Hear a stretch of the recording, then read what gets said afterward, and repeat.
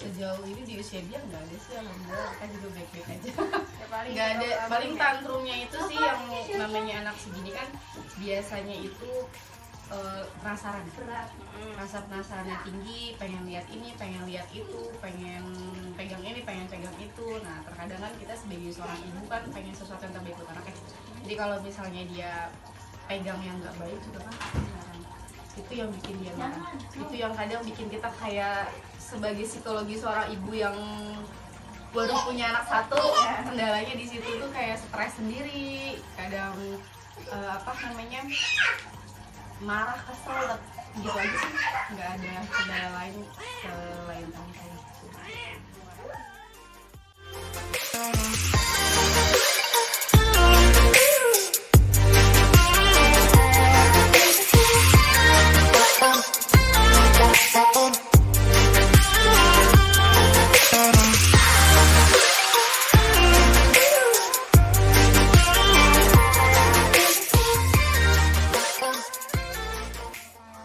Bismillahirrahmanirrahim. Rabbi sholli salli wa yassir amri wa uqdatan min lisani yafqahu qawli. Amin amin ya rabbal alamin.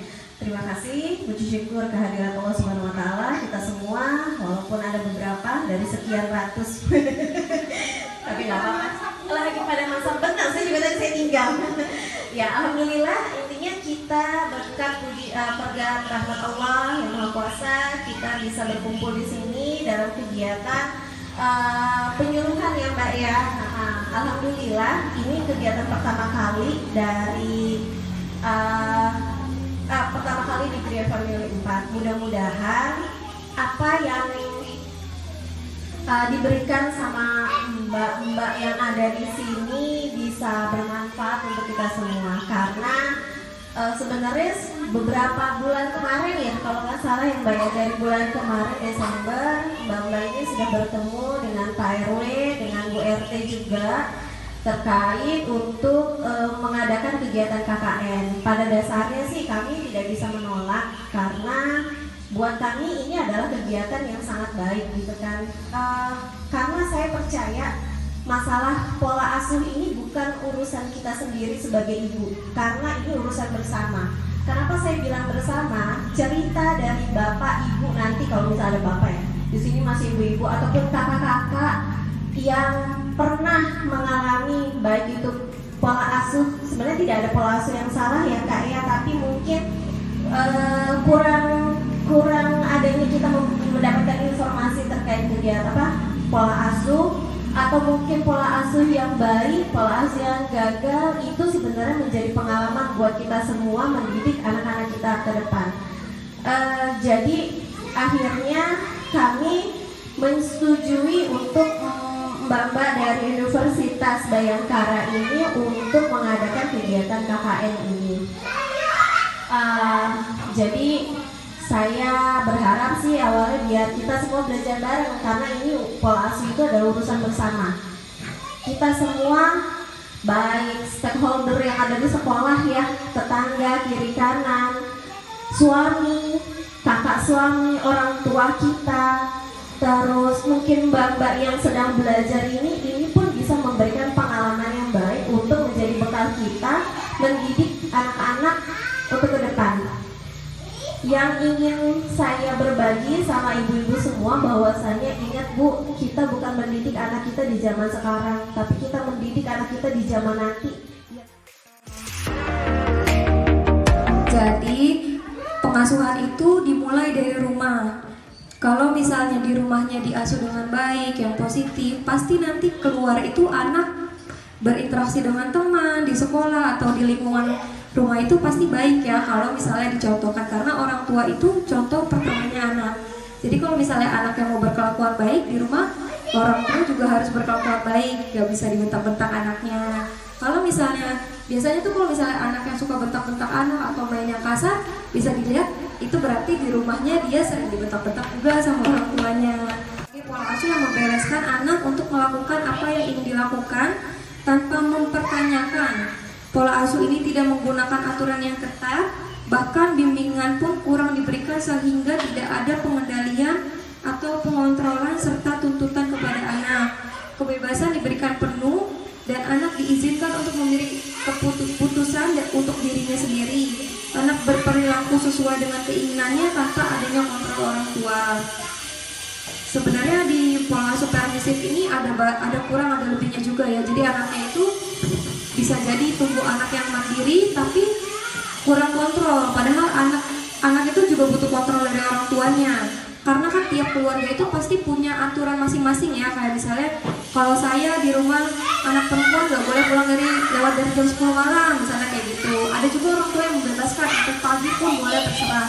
Tapi kalau misalnya kita hidup di lingkungan masyarakat Indonesia, saya rasa kurang tepat untuk membebaskan anak ya. Terus yang kedua ada pola asuh otoriter. Pola asuh otoriter yaitu ketika orang tua menerapkan aturan dan batasan yang mutlak harus ditaati tanpa memberi kesempatan pada anak untuk berpendapat. Di sini juga ada kurang ada lebihnya, karena nanti anak yang tumbuh dari otoriter ini yaitu yang tadi saya bilang, dia kurang mampu mengeluarkan pendapatnya, kurang mampu mengungkapkan pendapatnya di muka umum. Jadi nanti waktu SD pun pas dia mau nanya sama gurunya mungkin dia takut, gemeteran, karena udah seringnya tuh di rumahnya, di orang tuanya udah kamu harus nurut, apa yang ibu bilang harus nurut gitu. Terus yang ketiga ada pola asuh demokratis. Pola asuh demokratis yaitu menanamkan disiplin kepada anak dan menghargai kebebasan yang tidak mutlak dengan bimbingan yang penuh pengertian antara anak dan orang tua, memberi penjelasan secara rasional dan objektif jika keinginan dan pendapat anak tidak sesuai. Menurut saya ini yang paling ideal ya. Jadi orang tua itu meminta pendapat anak, membiarkan anak berpendapat, tapi juga harus meluruskan jika pendapat atau keinginannya ini kurang sesuai. Anak tidak selalu berhasil untuk anak lain. Mengapa? Karena pada prinsipnya semua anak adalah unik, berbeda, jadi tidak sama. Perbedaan bisa disebabkan oleh usia, kelamin, pola pengasuhan, latar belakang keluarga, kondisi lingkungan, dan termasuk sosial budaya. Meskipun demikian, sejumlah prinsip yang dapat digunakan dalam pengasuhan untuk tiap anak pada setiap kesempatan. Tadi, orang tua memiliki tanggung jawab penuh untuk membimbing, mengawasi, dan melindungi anaknya untuk tumbuh dan berkembang optimal sesuai dengan potensi yang dimiliki setiap anak, agar kelak anak siap untuk hidup bermasyarakat dengan karakternya yang mulia. Anak itu memiliki dunia dan karakternya sendiri-sendiri yang berbeda dengan orang dewasa. Anak itu kan sangat aktif, dinamis, antusias, dan hampir selalu ingin tahu terhadap yang dilihat dan didengarnya gitu. Jadi kita sebagai orang tua itu perlu memahami perkembangan setiap anak agar dapat memberikan stimulasi yang sesuai dengan tahap perkembangannya, seperti itu. Lalu yang kedua ada memahami komunikasi secara efektif. Komunikasi itu sebuah benda yang untuk menyampaikan pesan ya. Jadi komunikasinya itu harus dikuasai oleh orang tua dalam melakukan pengasuhan yang positif kepada anak-anaknya. Melalui komunikasi itu bisa secara verbal atau non verbal ya. Jadi komunikasi ini berlangsung efektif apabila orang tua memberikan arahan kepada anak dan anak menyampaikan gagasannya atau pendapatnya dalam suasana yang nyaman dan saling memahami satu sama lain antara orang tua dan anak.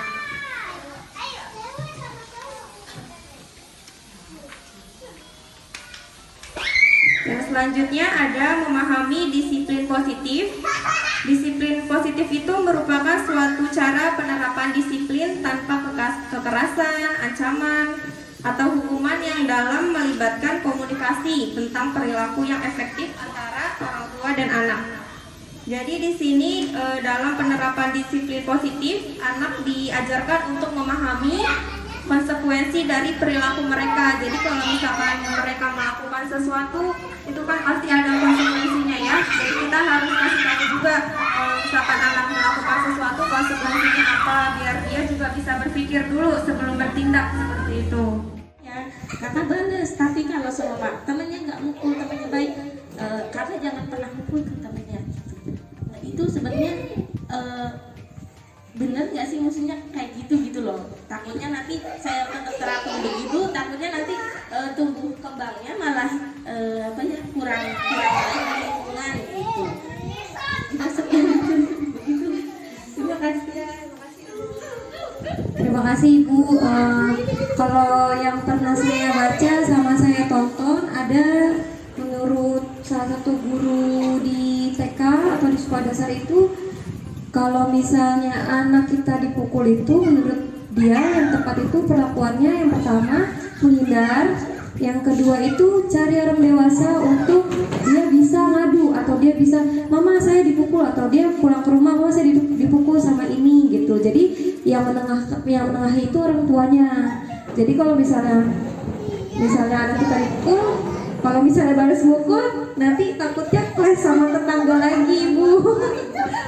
Iya, tuh. Nanti takutnya pukul-pukulan malah jadi berantem. Baku hantam ya? Iya, baku hantam. Iya, jadi kalau misalnya lebih baik sih kalau misalnya anaknya dipukul, harus itu sambil mati juga tuh. Jadi dia bisa mengungkapkan apa yang dia rasakan, apa yang sedang dia alami. Jadi nanti dia kalau suatu waktu ada kejadian atau apa, dia bisa cerita sama mamanya, bisa terbuka, melatih keterbukaan anak, melatih juga untuk komunikasi anak dengan orang tua, komunikasi positif ya tentunya gitu. Jadi harusnya cari orang dewasa yang bisa menengahi gitu. Seperti itu sih. Iya. Kalau saya ada anak ABK, tapi dia bukan autis ataupun ADHD, cuma dia diagnosa hiperaktif. Jadi aktif banget.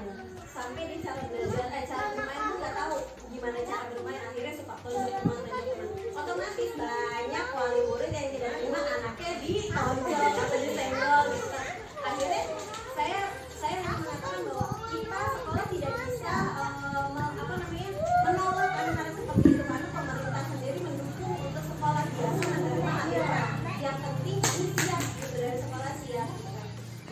Akhirnya ada orang tua yang mengajarkan anak normal seperti itu gitu. Ketika kamu dipukul, kamu balas ya. Kamu dipukul sama si ini, kamu balas ya. Anak berat nakal gitu. Saya bilang sama ibunya, ibu apakah ibu akan mendidik anak ibu sampai dewasa nanti dengan kekerasan?